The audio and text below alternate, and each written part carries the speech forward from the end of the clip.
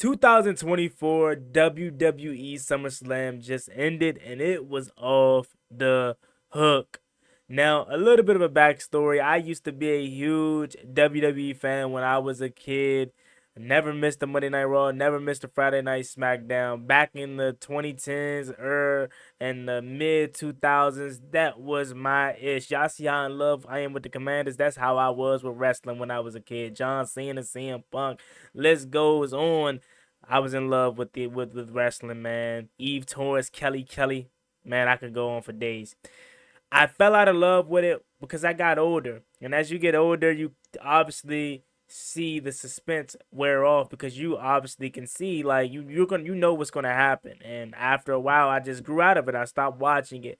However, because of this bloodline thing, I started to watch it here and there. I still wouldn't watch like an episode. I would just watch the little clips on TikTok. But since the bloodline thing with Roman Reigns losing at WrestleMania to Cody Rhodes and he going away, everyone wanted to know when he was returning. The Wyatt Six on Monday Night Raw. Those the only two reasons I was tuning in. And then I turned on SmackDown one night, and Jacob Fatu debuted, and I was like, man, this dude looks legit. And then SummerSlam was right around the corner at the time, Money in the Bank and all that. And I was like, I'm about to watch these PLEs when they come on. So I tuned into SummerSlam, and I was blown away. You open up the show with Rhea Ripley versus Liv Morgan, and I am going to say this probably was one of the matches of the night because the twist and turn, the absolute shocking ending with Dom Mysterio turning on Rhea Ripley was absolutely crazy. Like I knew headed into this matchup that this was going to happen. I felt like Dom was going to cost Rhea the opportunity to win the championship because he was gonna try to help her win, and then Liv was gonna take advantage of it. But I did not think he was gonna completely turn on Rhea Ripley and then go, kiss Liv Morgan and all of that. Like I did not expect that, bro. That was absolutely crazy. Even my adult self couldn't predict that. So you kicked that off. And then you had the LA Knight versus Logan Paul match. I don't care what you say about Logan Paul. If you don't like him as a person, if you don't like him as a YouTuber, I knew him from being on YouTube, but I did not know he could have been this good of a wrestler. He is killing it. LA Knight, I think he deserved it, right? I really liked LA Knight. I feel like the WWE is kind of wasting his potential. I think he should be in like a WWE World Heavyweight Champion, kind of feud or whatever. Should have been did that. Should have been one of the guys to potentially knock off Roman Reigns. But again, this is coming from someone that is kind of a casual, just slowly getting back into it. So if I don't know too much, or if you're like, hey man, no, that wouldn't have been good, I apologize. But this again is just a casual take on it. LA Knight deserved it, right?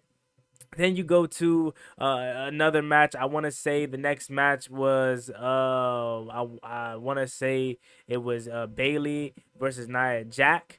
Is the next one I want to say it was, and that one was cool.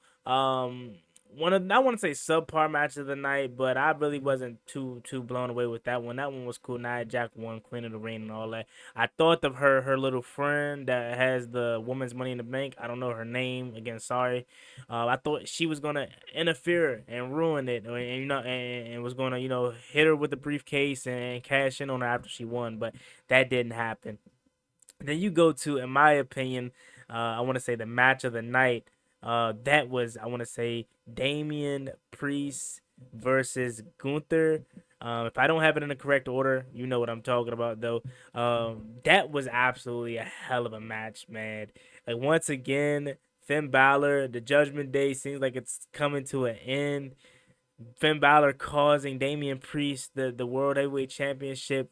Man, that was absolutely crazy because again my adult self couldn't even predict that. I can only imagine how my 11-year-old 10-year-old self will be reacting to this right now. Like you could see it on Friday Night SmackDown leading up to it that they would get into it here and there and backstage and stuff like that, but I didn't think this is how it was going to play off. You know what I'm saying? I did not think that was how it was going to be.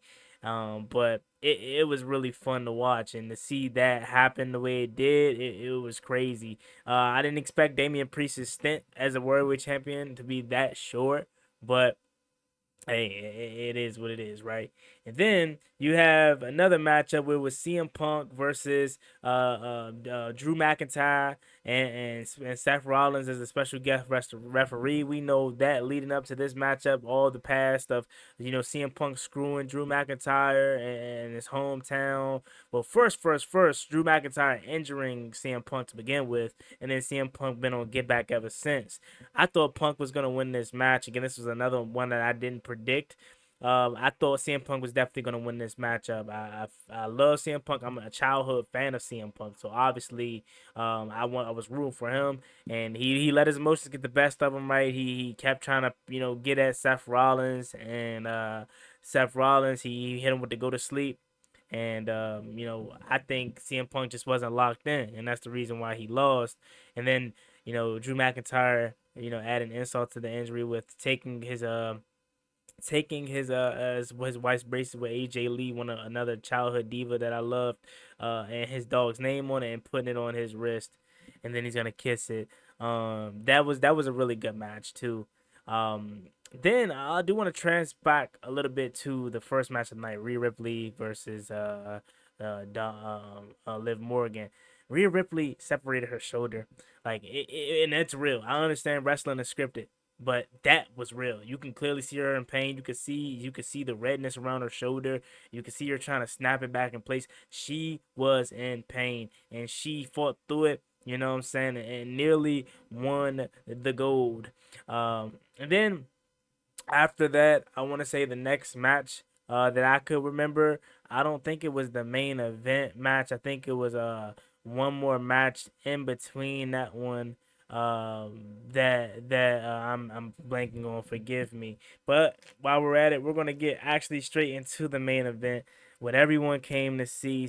You have Cody Rhodes, the champion, versus Solo Sakoa, who is now trying to be the head of the table for the bloodline. And I'll be honest with you, man, that was kind of trash to me. Not the match, but him trying to become the tribal chief or whatever. I just liked it or kept watching because I was like, hey man, at some point Roman Reigns has got to return. When is it gonna be? And everyone knew it was gonna be SummerSlam. Everyone predicted to be SummerSlam, and voila, he pops up at SummerSlam. That match was absolutely really good too. Solo Sikoa and Cody Rhodes put on a hell of a show. I'm really blown away with this Jacob Fatu guy. He's really good. Like, he's big and athletic. Do you see like the flips and off the top rope that he's doing at that size? Absolutely crazy. You got Randy Orton and Kevin Owens coming out, and I was just sitting there like, yep, Kevin Owens about to come out right here, or Randy Orton's gonna be the next person to come out. And then we just assumed we were just waiting on pins and needles. When will Roman Reigns come out? And then boom, he comes out and he goes right into the ring and he Superman punches Solo Sokoa, and then that is how the night ends. Cody Rhodes 1, 2, 3, and man, from a person that didn't watch wrestling much anymore since a kid, I gotta say this was one of a fun PLE pay per view. I call it pay per views, but I guess the new term is PLE. This was really good, and I can only imagine my 11, 10-year old self reacting to this matchup, man. I mean, reacting to this card. He would be going crazy right now. And if I did forget a match on the card, I apologize. I just wanted to hop on and tell you guys how much I enjoyed that show. And apparently, Triple H is, I guess, the head of talent relations now, or whatever. The script writers or whatever. He's the one that comes up with all the stuff. Man, this pay per view gave me straight nostalgia, like with the finishes and with the moments inside the matches. It gave me straight 2010s feeling with these matchups. Man, this was really fun to watch. I'm just scrolling through the matches to make sure I didn't forget any match that I didn't forget to mention. I'm gonna try to mention it before I get out of here. But it looks like I did. In fact, I didn't mention Sami Zayn versus Braun Breaker. That's the one match that I did miss talking about. Braun Breaker, a lot of people felt like he should have won it at Money in the Bank, and they were surprised that he didn't. but he ended up getting it and cleaning it up. And a lot of people are excited for his run coming up here. And I'm gonna be completely honest with you guys. I'm not gonna act as if I'm gonna get completely back into wrestling or follow these guys through and through like I used to. I'm really just tuning in for the bloodline and for Wyatt Six. But for a person that's not into wrestling, just as like how he used to be as a kid, this was a good one. If y'all tuned in, let me know what y'all thought about SummerSlam tonight. Again, this is just a casuals take, an older fan take. 10 out of 10 WWE. Y'all have a blessed one. Stay safe. Subscribe to the channel if you want to show some love too. Y'all be easy. Peace.